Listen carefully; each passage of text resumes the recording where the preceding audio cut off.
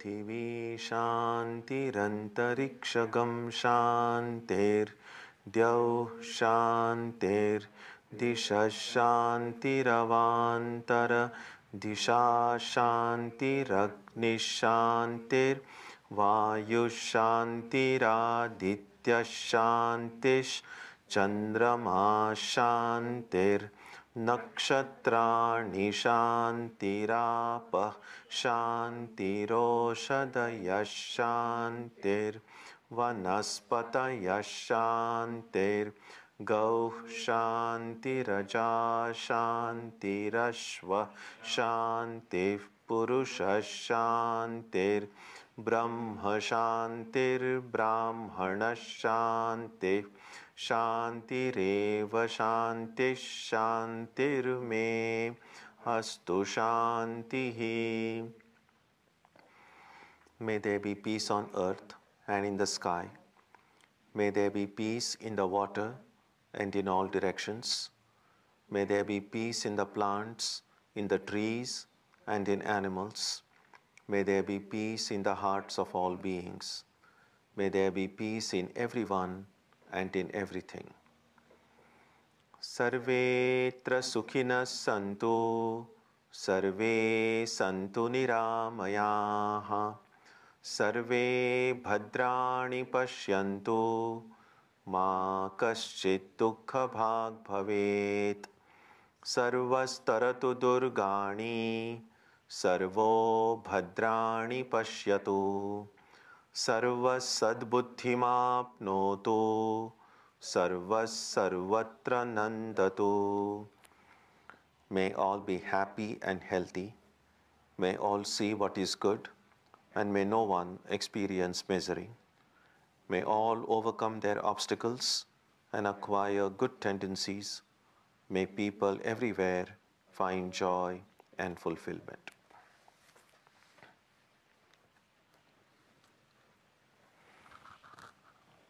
Let us now spend some time touching the center of peace and joy in our hearts. A good way to begin the practice is to withdraw the scattered energies of the mind and bring them to rest on one point. That point can be our own breathing. Let us therefore practice breathing with awareness. As we breathe in, let us visualize that our body and mind are being filled with love, strength, and compassion. And as we breathe out, let us release all the stress, anxiety, and exhaustion in the body and mind. Let us practice this way for a while.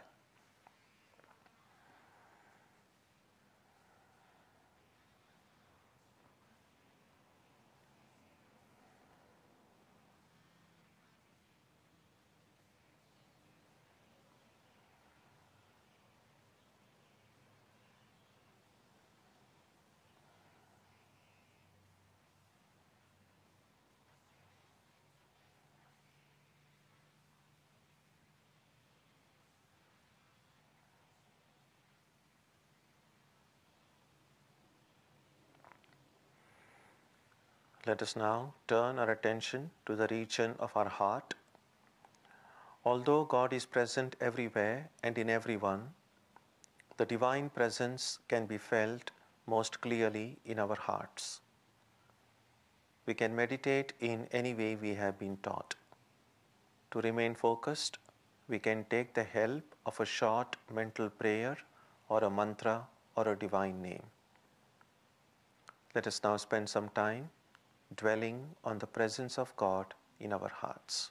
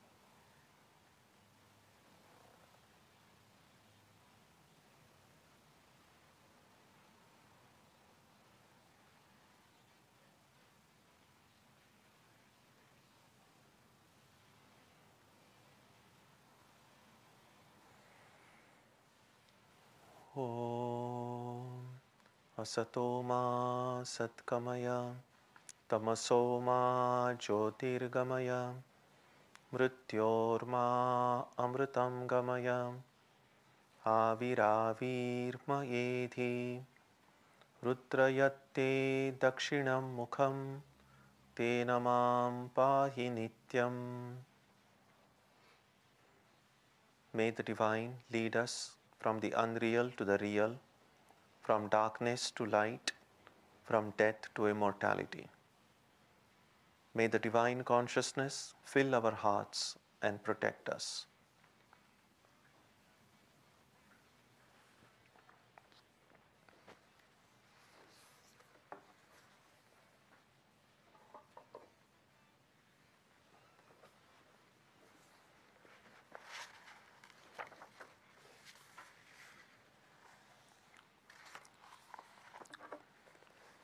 We begin today on verse number 17. That's on page 250 of this book. Let us chant together. Sahasra Yuga Paryantam Aharyat Brahmano Viduhu Ratrim Yuga Sahasrantam Deho Ratravido Janaha.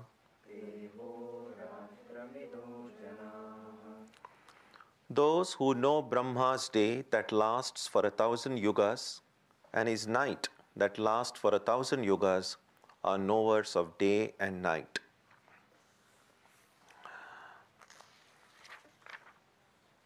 The earlier verse, the verse number 16, had said, I'll read the translation, all the worlds, O Arjuna, including the world of Brahma, are subject to recurrence.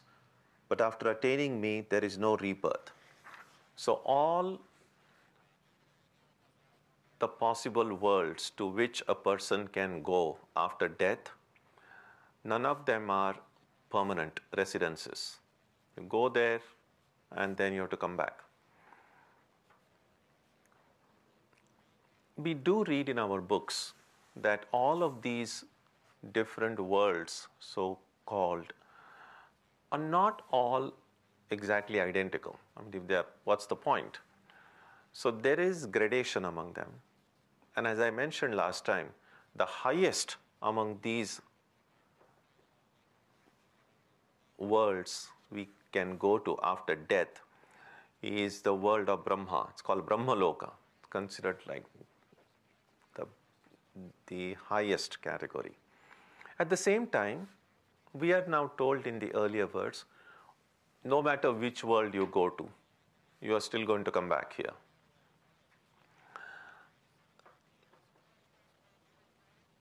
Which begs the question, then what's the difference between these worlds? It's a little bit like this. Let's say that at your workplace, an incentive is provided that the more you get some project done or whatever is done, whatever field you are working in, you will be given a trip to Hawaii, let's say, as an incentive. And then the question would be, well, is it like even if I achieve a little bit, I go to Hawaii? If I do a lot, I still go to Hawaii. So what's the difference then? And what will make me do more if the ultimate destination is not essentially different, which is what is said here. No matter which loka you go to, you are still going to come back. And then we can see how things function in the world in which we live. They might say that, well, if you do beyond this certain deadline, or let's say you do a little bit more work, you can go and stay in Hawaii for a longer time, 6-month vacation. If you don't do so much, then only 3-month vacation. If you do only a little bit of good, then maybe just a week's vacation. If you do some extraordinarily good work, you can go to Hawaii and stay in a 5-star hotel. If you don't do so much, then maybe 2 stars or 3 stars. The idea is this, that we know that good people will go to some good place. And those good places generically are called as Swarga or heaven. But all good people are not identical. Some have done a lot of good. Some have done a little amount of good. So obviously, depending on the good that you have done, you would want some distinction. So what that distinction is being described here. I mean, just like for that matter, the opposite is also true. We go to the other place. Again, just like there are many kinds of good places, there are many kinds of painful places also. So there is one Purana in India, it's called Garuda Purana. It describes many kinds of hells also. So again, depending on the amount of terrible things a person has done, the extent of punishment will also vary. So it's not a uniform punishment because the good and bad that we do is of various kinds and of various extent. Which is why this verse points out that if you go to Brahmaloka, then the time factor is not the same in every celestial world. For instance, now here, we're saying 24 hours in a day, and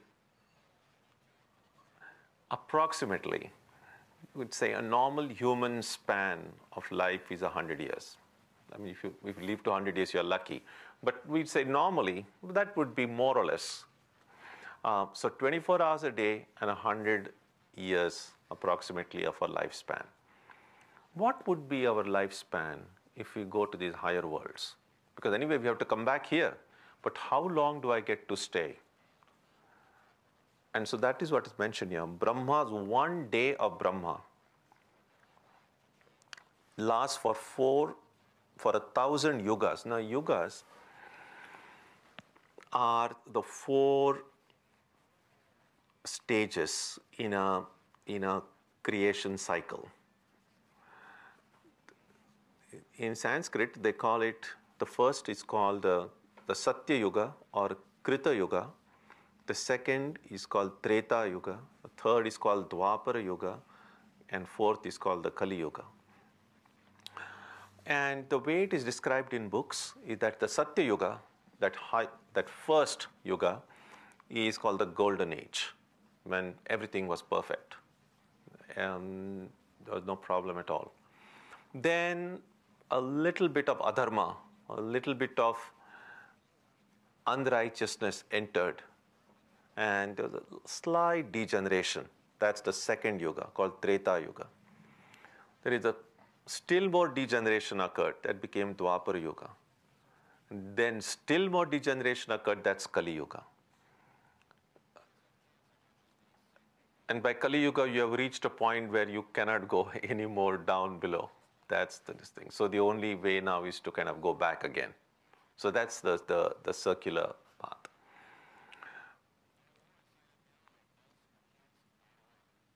Rama, the story of Ramayana, occurred in the second yuga called Treta Yuga.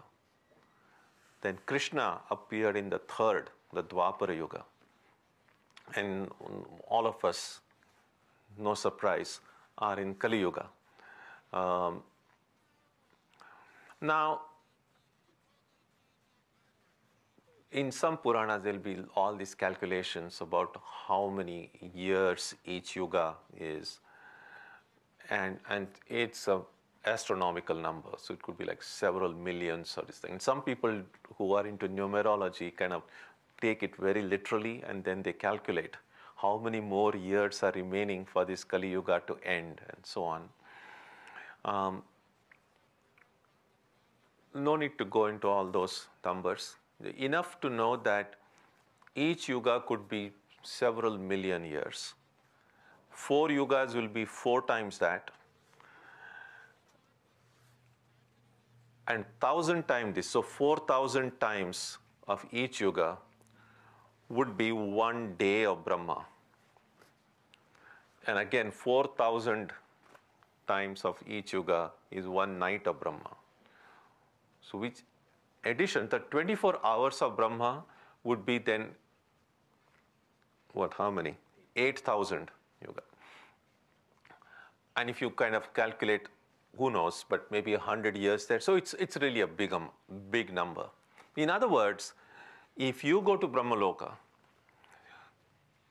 it's going to be for a very long time compared to this. And compared to that, these 24 hours and 100 years seem like nothing. So it seems like a goal worth going to. As compared to some other loka, like Surya Loka, Chandra Loka, maybe a little bit less. The idea is this: depending on the amount of good you have done,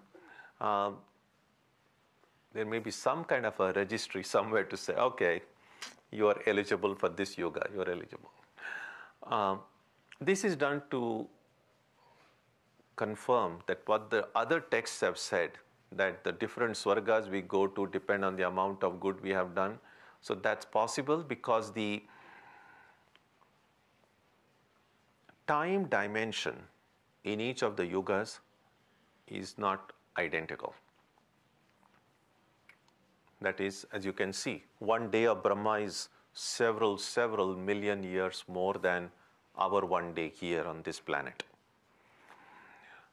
Even here, our time dimension in the dream is different from the time dimension in the waking state. So we might say even sleep for 8 hours a night, and within those 8 hours we might see 1 or 2 dreams. But within those dreams, the time in that dream world is not just 6 or 7 hours. Sometimes you can see like several days worth of movie you can see in your dream, a dream movie. But the waking time is only a few hours, but in the dream it could be several days. In other words, today, because of jet travel, we are in a better position to appreciate this, because we know even here there are 3 time zones. If you fly to India or some distant place in Asia, again, it's several time zones. So you know this could be day in one place and night in some other place. So the relativity of time as we measure it is understandable today. And so it's even that relativity exists not only here, not only on this planet Earth, but throughout the cosmos, both while we are living and after we are dead. So that is why people who realize this, people who know this, are called the knowers of day and night. Not just the knowers of day and night here, but idea is those who understand the relativity of time. Verse 18. Avyaktat vyaktaya sarvaha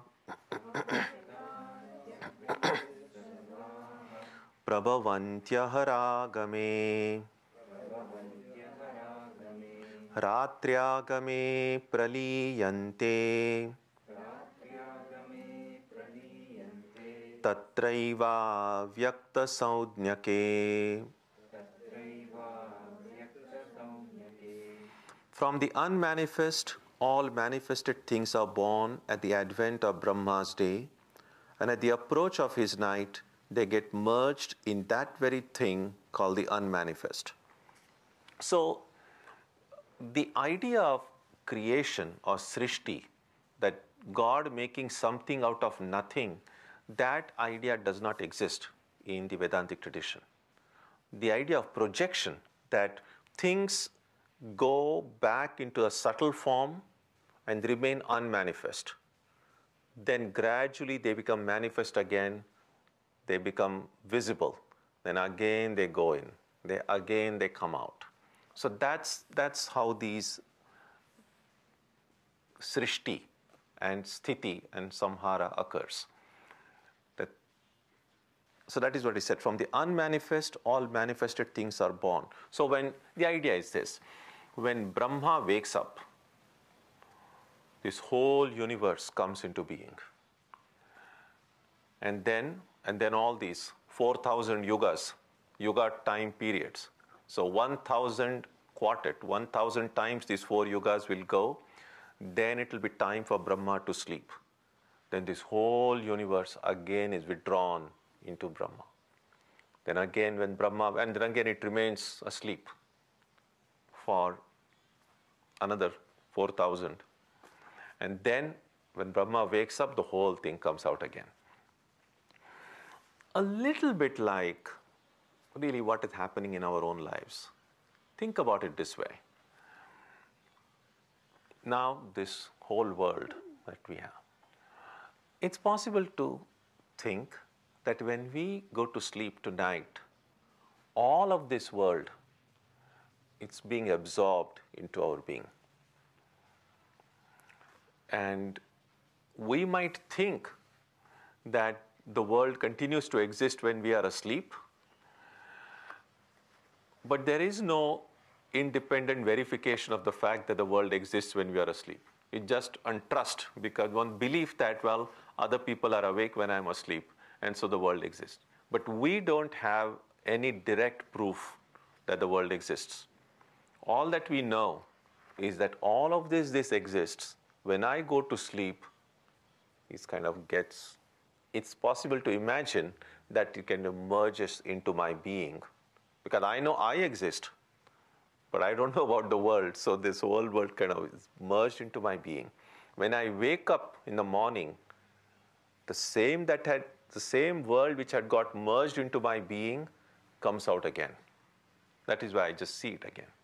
So this is one way of understanding how it may be happening for Brahma. So just as I am able to withdraw this waking world into myself and then project it again when I wake up, Brahma takes in this entire creation, and then when Brahma wakes up, it all comes out again. So from unmanifest to manifest. In a larger life cycle, that's pretty much how nature functions. Think about a little seed, and that seed is planted. Now the potentiality of a big tree is present in that tiny seed. You don't see that tree. The tree is still unmanifest, but it's there. And gradually, that unmanifested tree comes out from that little seed, and then you see it growing. It would be difficult to believe that such a huge tree came out of a tiny little seed. And then in turn, that tree produces seeds, and it again goes back, merges, and then that seeds from that tree will produce another tree again. That's how the cyclical nature of this entire creation process occurs. Verse 19. Bhutagramasya evayam bhutva bhutva praliyate ratriagame vashav partha prabhavatyah. That very multitude of beings, being born again and again, is absorbed at the approach of night, O Partha, and at the approach of day is born again in spite of itself.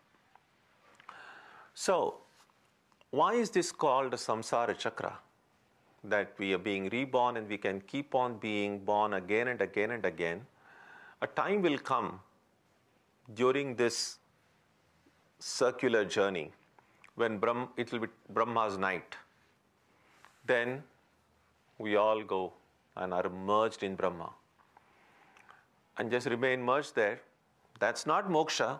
You're not enlightened. You're not liberated. You're just asleep along with Brahma. Then when Brahma wakes up, you again come out. You have the word here is avashaha, in spite of itself. You have no freedom. You cannot say, oh, it feels so good. Brahma's sleep, I'm having a good time. I don't want to get up. No choice. You have to get up. But isn't that the case even here? If you, oftentimes you see, if you have to go for work sometime early in the morning somewhere, and you don't want to get out of your bed. You don't want to wake up, but work kind of forces you, whether you like it or not, you have to go. But even if you don't have any work, let's say it's a long weekend, and you are decided 3 days, I'm just going to sleep all 3 days. I guarantee you, you will not be able to sleep all 3 days. You may be able to laze around, but you won't be able to sleep.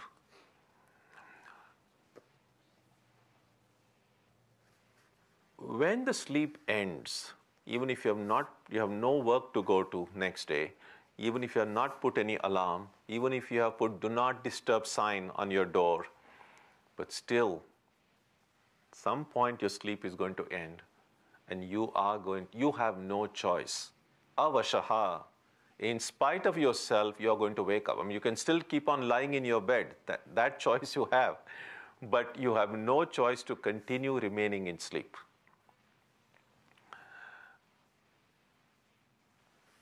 From the point of view of karma, what is said is this, that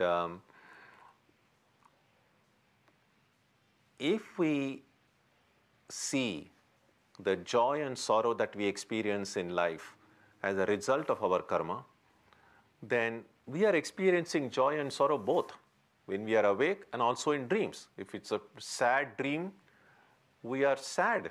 If it's a joyful dream, we are happy. So we are experiencing sukha dukkha in dreams as well. So when it's time for me to get the karma phala, the results of my karma in dream, I dream. When that results have been received, now it's time for me to receive some results of my karma in the waking state. My karma itself will wake me up and say, now sorry, you can't sleep. I have to give you some more sukha and dukkha. Wake up, wake up. So it's our karma that puts us to sleep. It's our karma that wakes us up. Avashaha, and you are helpless. We have no, and we see that, and it's completely understandable. We have no control over our sleep. We can't choose when to go to sleep. We can choose when to switch off the light and go to bed, but we cannot choose the time of the sleep itself. We cannot choose even waking up. Think about it this way. If it's not time for me to wake up yet, someday you will not even be able to hear your alarm. So it's all determined by karma. And so exactly in the same way, in this creation also, we are helpless. We are not really helpless. We are helpless because we allow ourselves to be helpless. And that at some point, we have to say, I now take charge of my own life. I will not allow external circumstances to control me. I will not allow life to decide for me what I need to do. Some people do that. It's like, oh, I don't want to decide anything, whatever happens. And sometimes we think as if, oh, that's a very high state. Like, I'm just allowing life to take its own course. It may not be such a high state. It's just that I have become so passive, I have become so lazy to take any decision of my own that I'm allowing life to take its course. Because if I take any decision on my own, I'm taking up a responsibility. It needs courage to be decisive. The courage to fail. Because it's like this. If I decide to do something and if I fail, I have no one to blame. It's my decision. On the other hand, if I say, well, whichever way life will decide for me. And then if something bad happens, then I can blame life, I can blame the government, I can blame my friends, I can blame any number of people because I'm like the innocent one. But I'm the innocent one because I didn't choose myself. So we are helpless in this whole universe because we allow ourselves to be helpless. And what Vedanta says is, you don't have to be helpless. Your life is under your own control. And that is what Vivekananda meant when he said, you are the creators of your own destiny. But as I said, taking responsibility for your life is a courageous act. Cowards can't do it. Only we need courage that I'm going to decide. If I fail, I take the responsibility. If I'm successful, I take the responsibility. Then we will be able to navigate the boat of our life in the right direction. Otherwise, it's a little bit like being in a car. Well, nowadays the driverless cars are coming. But I don't know how sometimes they say that it could be safer than there is no chance for human error. We'll see. I'm still a little bit skeptical about it. Well, they said that for that Jurassic Park also. I mean, that was not the car they were driving. It was an automated car, and everything was supposed to be perfect. You see how that ended. And so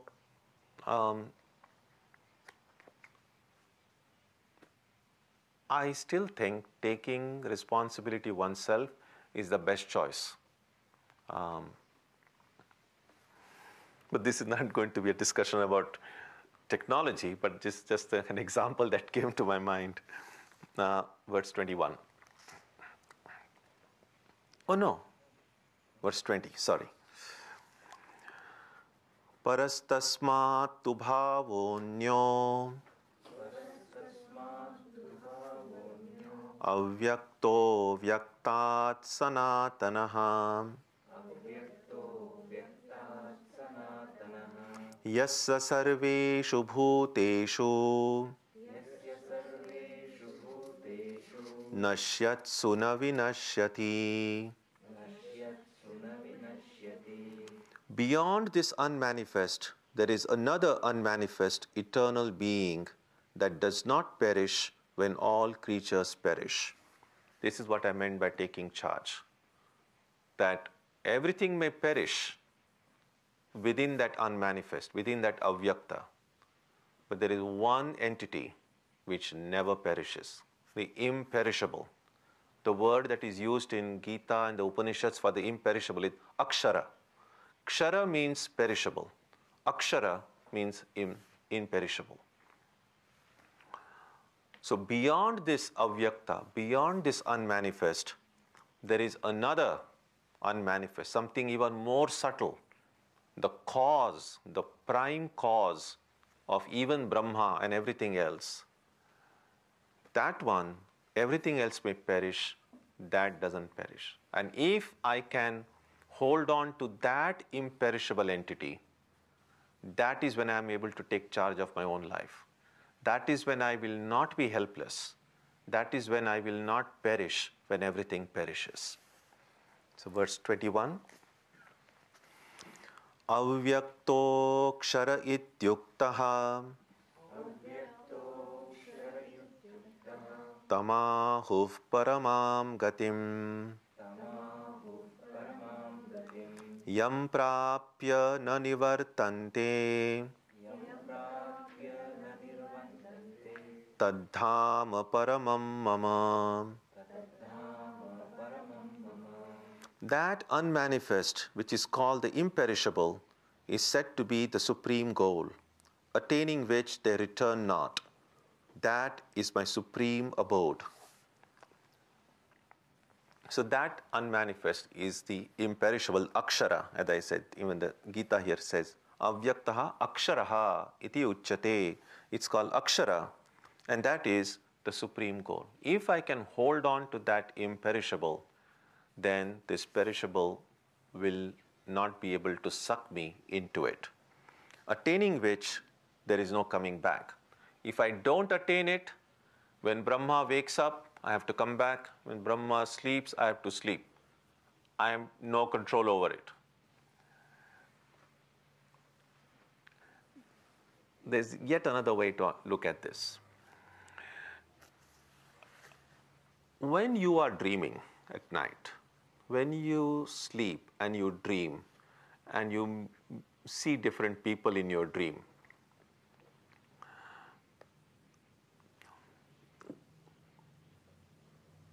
who has control over that dream? Who has control over the dream world?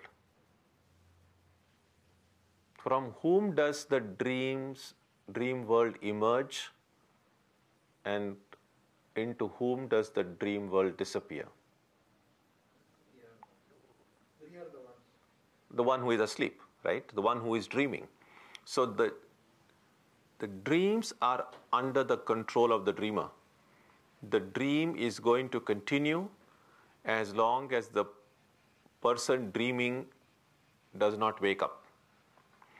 Now, the people in the dream of this person, they don't have any control over the dream, because it's not their dream. So they are just helpless. Their world will end only when this Brahma who is asleep, this little Brahma, when he wakes up, then those people in the dream are helpless.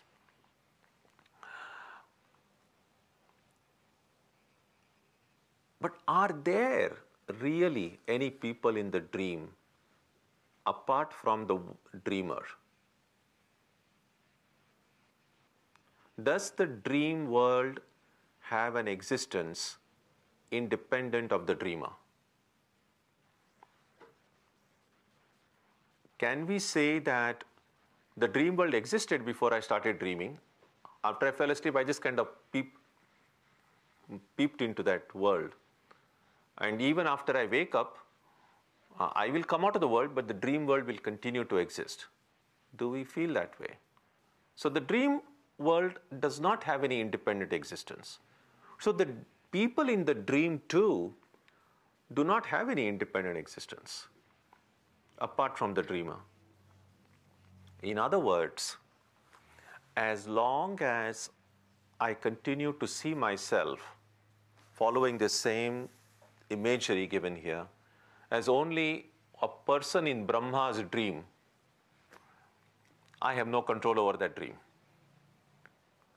But taking control really means to know that I am the one who is dreaming. I need to wake up. That is what Vedanta says. You are not a helpless, passive creature. You are the creator.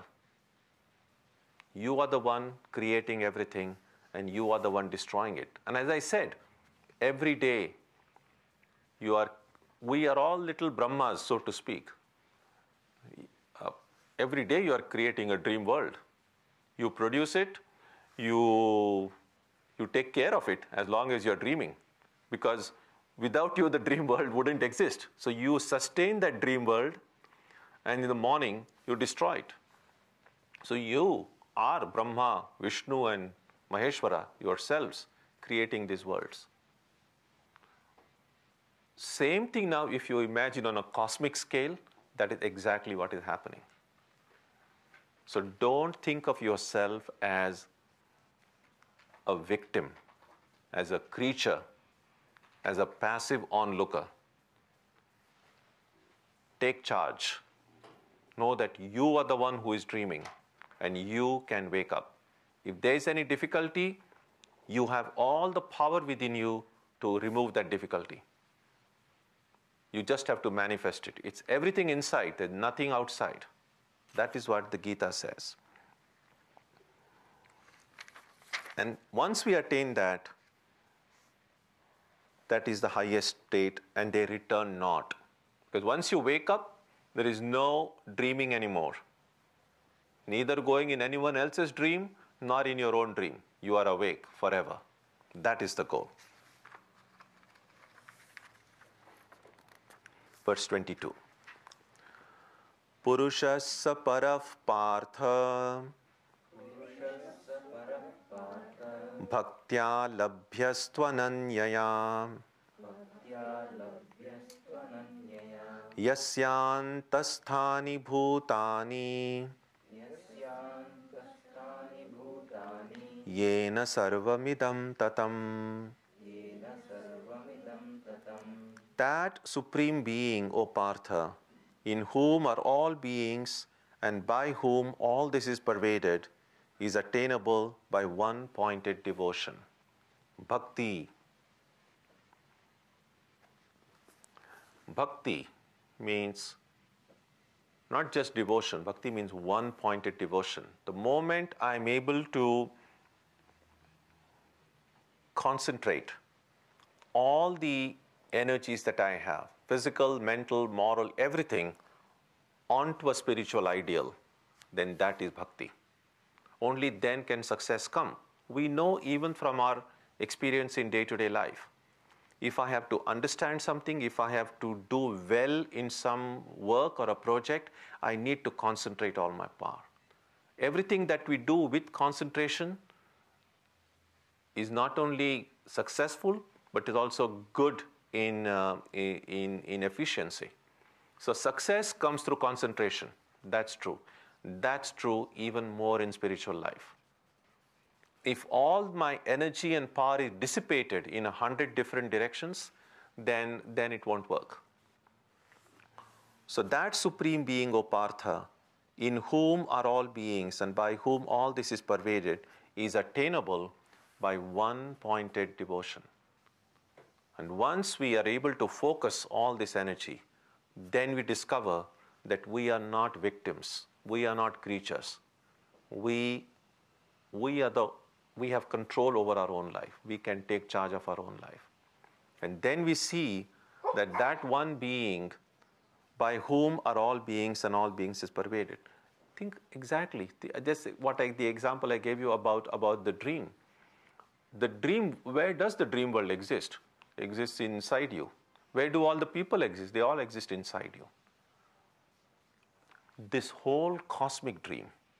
So we are just referring to the dreams that we have at night. Now think about this whole cosmic dream. This dream and all these people and the worlds and the galaxies, all these are as much inside you as the dream you have at every night is inside you.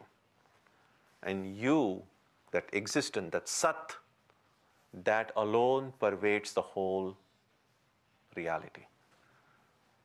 Your consciousness alone exists. That is what Sat Chit Ananda means.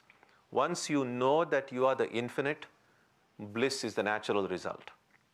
In the finite, in the limited, you can only have limited joy. And limited joy is ultimately no joy at all.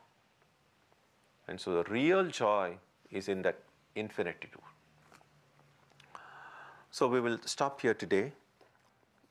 You have any questions, thoughts, ideas, comments on what we have seen today?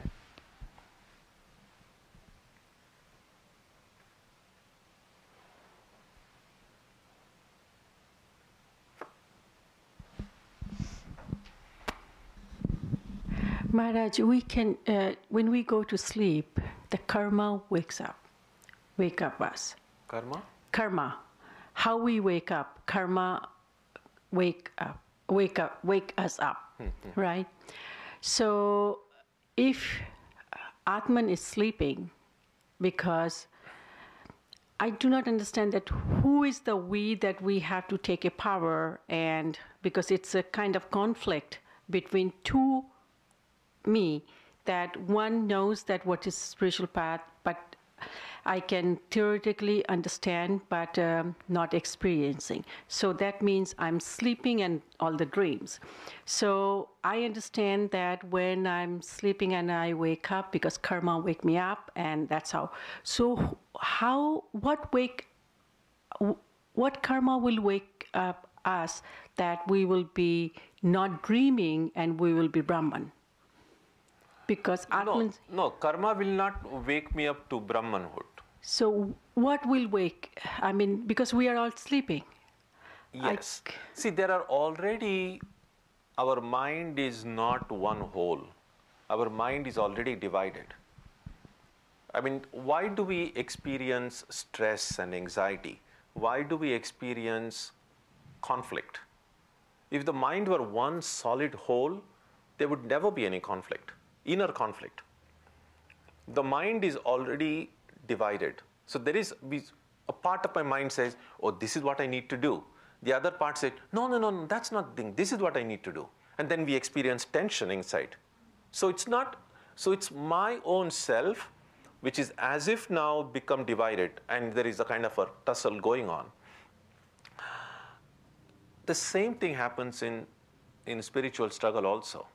So there is a part within us which has awakened to a higher truth, a higher reality, or a spiritual sensibilities. But there is also a part within me which is still drawn to the material things. So there is this tussle between. Sometimes we call it, I mean, people speak about the voice, my conscience tells me to do it, or the higher voice of God. People call it by different names.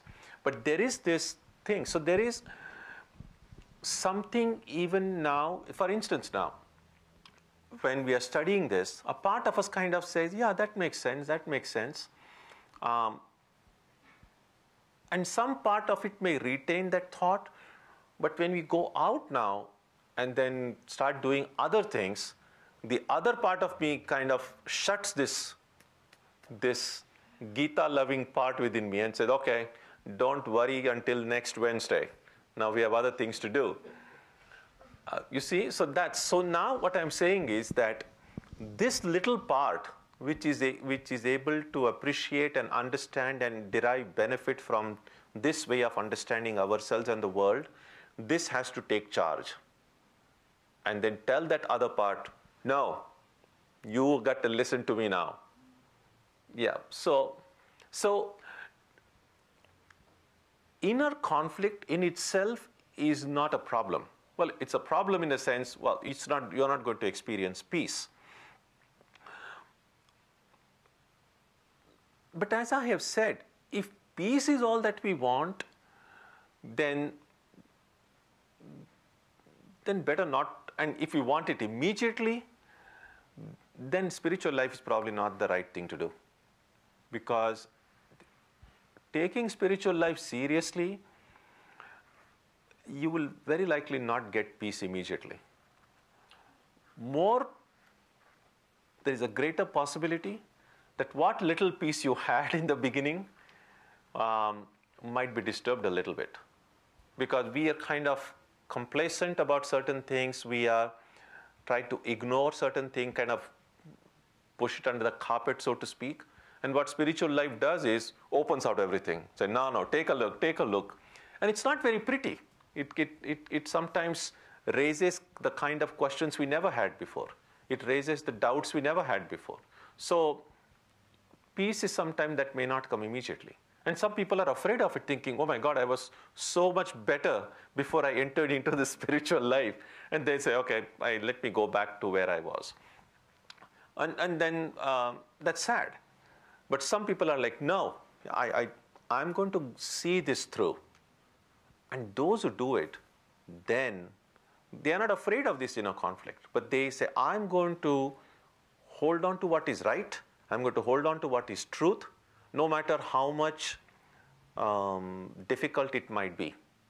Then gradually you will see, then that's the way this little part within me begins to take charge. And then peace and joy and freedom, everything will come, but we need patience. Sri Ramakrishna gives the example then when these fishermen, when they go out to fish early in the morning, the little boats in which they go, when they are near the shore, when these waves come, it's not easy. You're kind of going against the current. And there's a lot of work involved.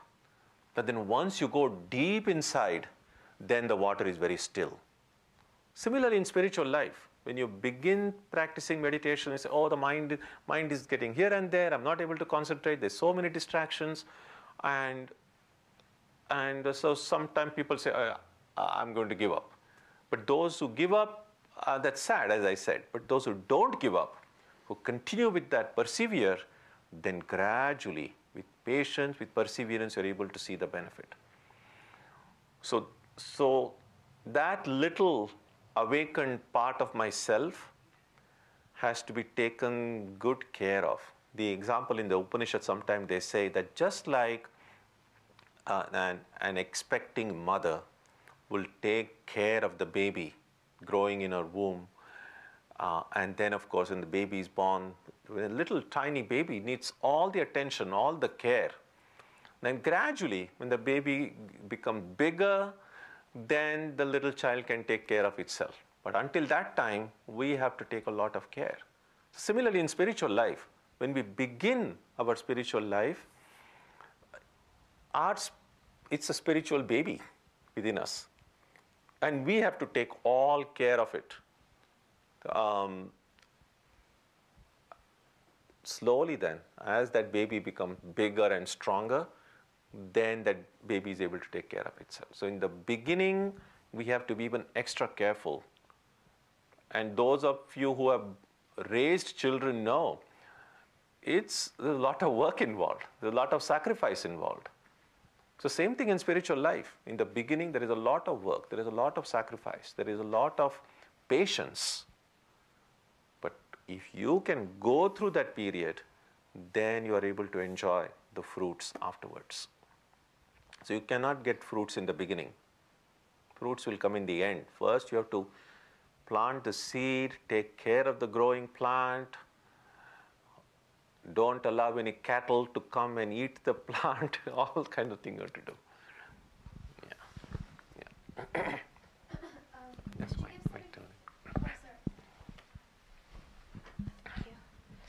Could you give some examples of the doubts or the ugly truths that spiritual masters felt, maybe including Vivekananda? Or doubts? Yeah, Oh, sure. in spiritual life. Of course, in Ramakrishna's life itself, you can see that oftentimes when he had this such inborn love, longing for the divine, and he would long to have a vision of God, but the vision didn't come.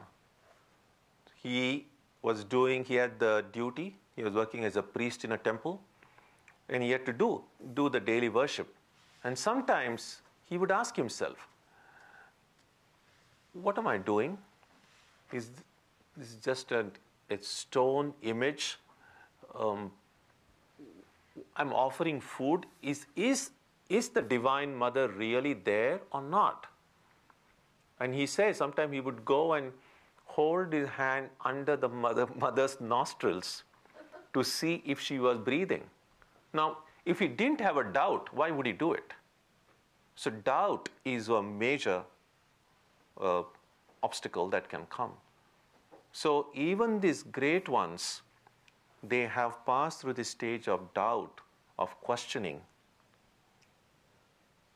And they were not afraid to ask questions. They were not afraid to express their doubt. What kept them going is their Shraddha, their faith. If we lack that faith, then in the very first they would say, oh no, this doesn't make sense. I'm dropping off. Then I don't have faith. But if I have faith, I might have hundreds of questions. It might take time to answer those questions, but I have the faith that if I persist with this, there is something that I'm going to get. That will keep me on that path. It's a little bit like also when you, for instance, you decide to take a course in school. And in the very first class you attend and you say, oh, this is so boring. Either the teacher is boring or the topic seems very boring. And then one way is like, wrong choice. I'm going to take something else. And some students do that. But some student might say, no, I have thought it carefully. I decided to take this. I'm just going to hold on and see where it takes me. And that's what, so I need faith in the choices that we have in order to stick to it. Otherwise, if I don't have faith, I might try something and then give it up. I might try something else and give it up. And then I will not attain anything in life. That's the idea.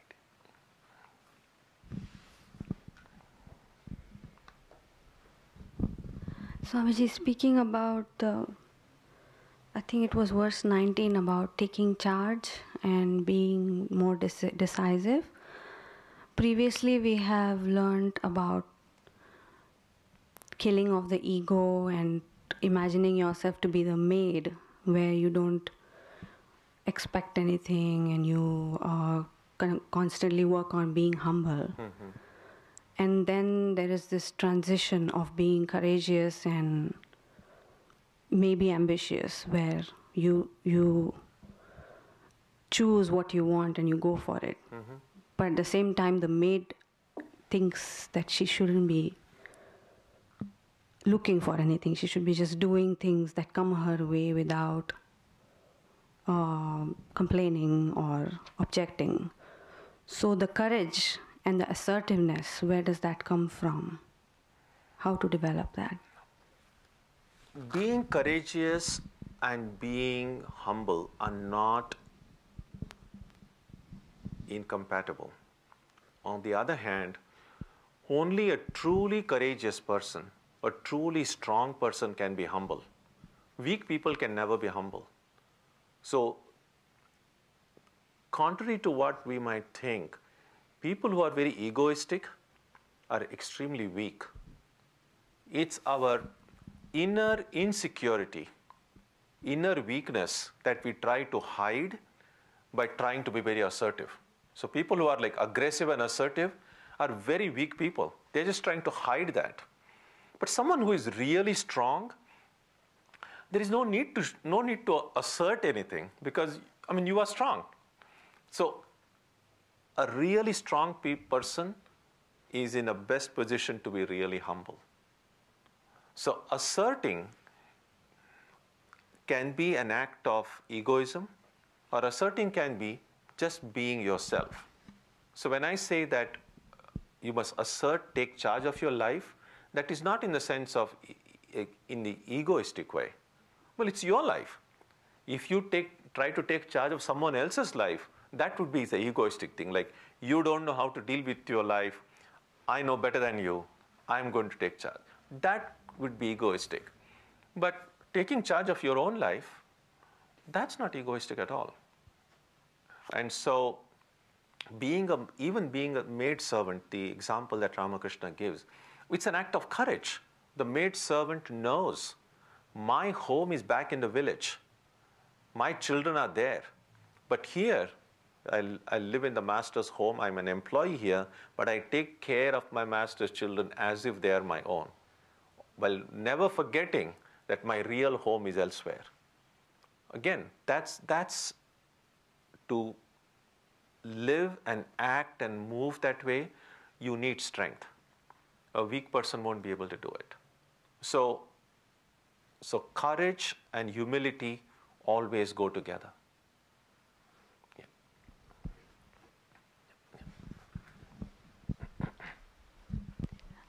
I had a similar question and sort of follows what she just asked. There are times when it's said that it's best to let go and see how life takes its course, sort of go with the flow. And sometimes, and this verse said that sort of have to take charge.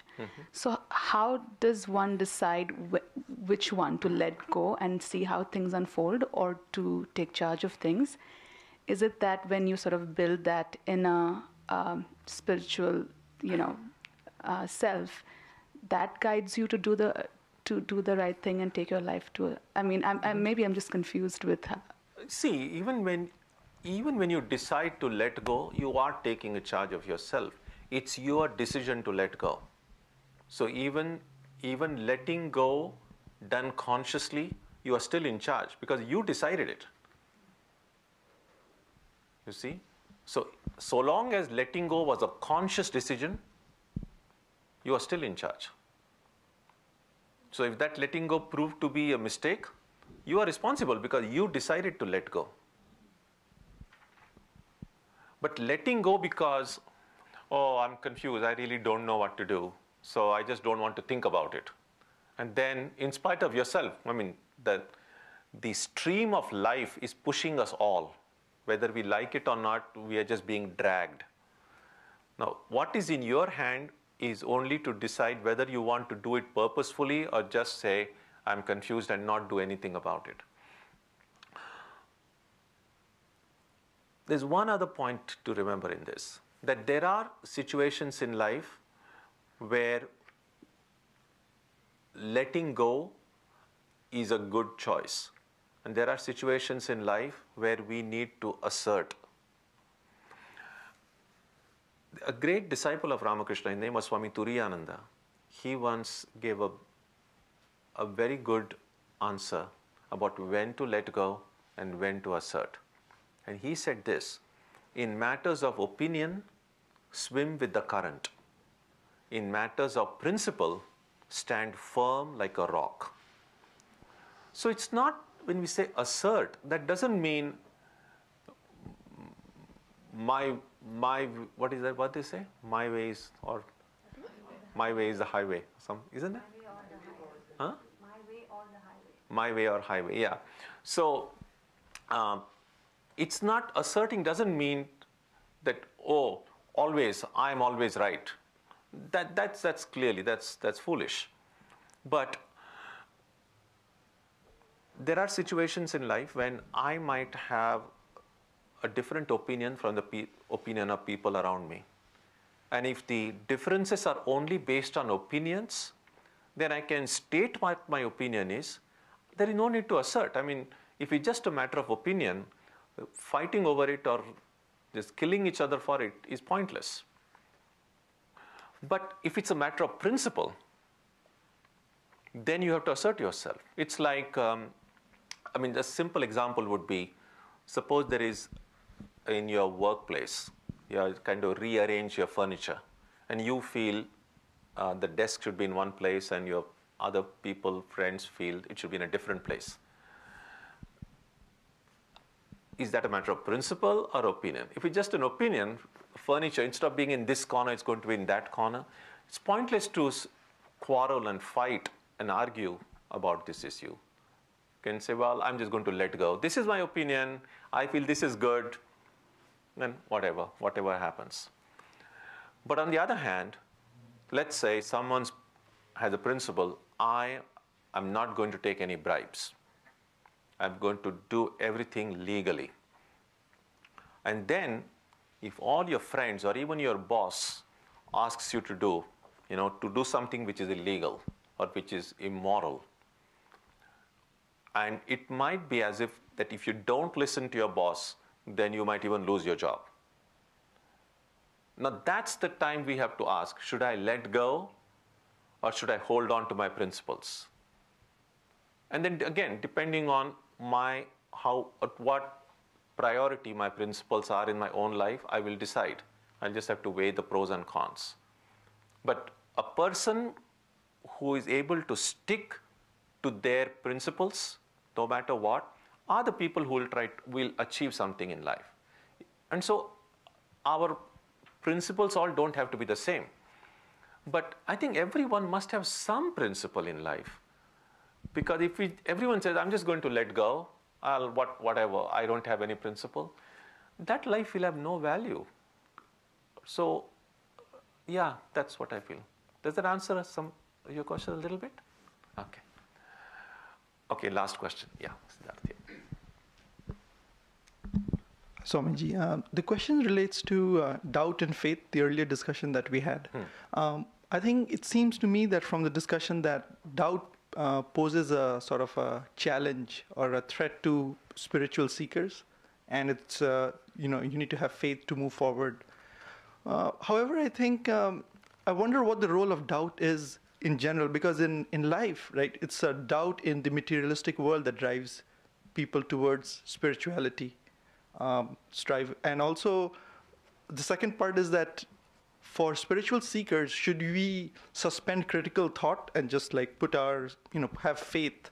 And so, what do you think? No, I'm using the word doubt in the sense of questioning.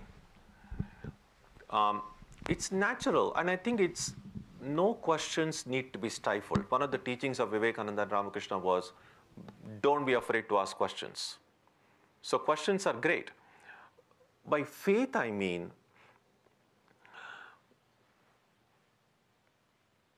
why would I invest my time and energy into something if I had no faith that there is something good in it, right? So even when you ask question or express doubt about anything in life, you are pursuing some path. You're going somewhere, either it's study or practice, something, and you have doubts, you have questions, which is fine. But even while carrying out that study or the practice, you are investing some time and energy into it. You are making an investment. And why would you want to make that investment unless you had some faith that this is going to do some good? There has to be some self-interest involved, because it's really my life. It's my time and my energy I'm putting into it. And so by faith, I mean at least enough faith for me able to invest a little bit of my life into it. I don't have to accept anything blindly, but as long as I feel, as long as I have that faith, it's worth investing my time into it, I will keep on pressing with my doubts and questions. So it's not about stifling doubt, it's about making an investment. I mean, it's like even, for instance, even financial investments that people make. Suppose someone buys some stocks in a company. Well, there is a faith that you are going to get a better return. If that faith were not there, who asked you to? Nobody forced you to invest it there, right? How long am I going to keep my funds in some portfolio? As long as I have the faith, it's going to give me substantial returns.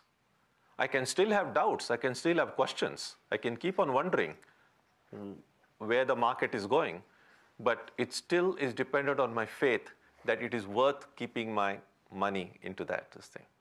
This is exactly like that.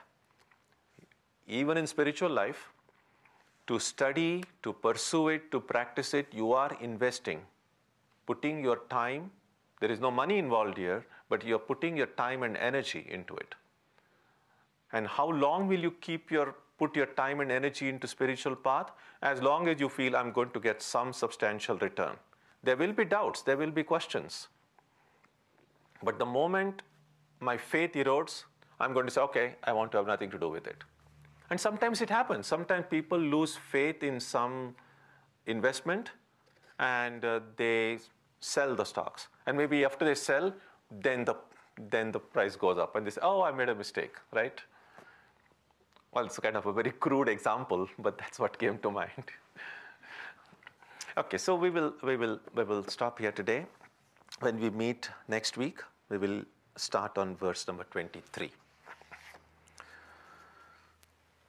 Om Jananim Saradam Devim Ramakrishnam Jagadgurum Padapadme Tayo Shritva Pranamami Muhurmuhu. We bow down to Ramakrishna and Holy Mother.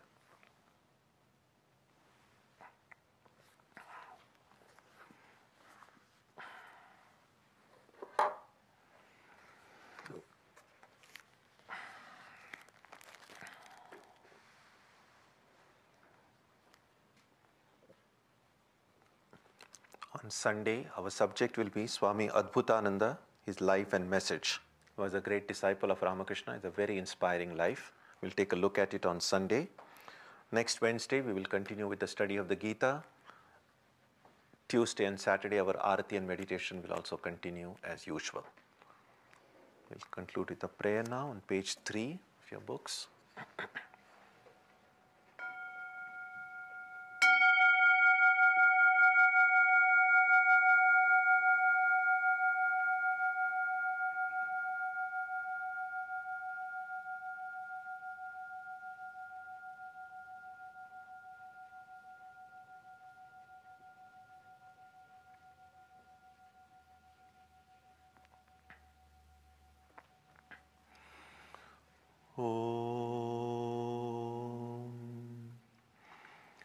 may the Divine Being, who is the Father in heaven of the Christians, Holy One of the Jewish faith, Allah of the Muslims, Buddha of the Buddhists, Tao of the Taoists, Ahura Mazda of the Zoroastrians, the Great Spirit of the Native Americans, and Brahman of the Hindus, lead us from the unreal to the real, from darkness to light, from death to immortality.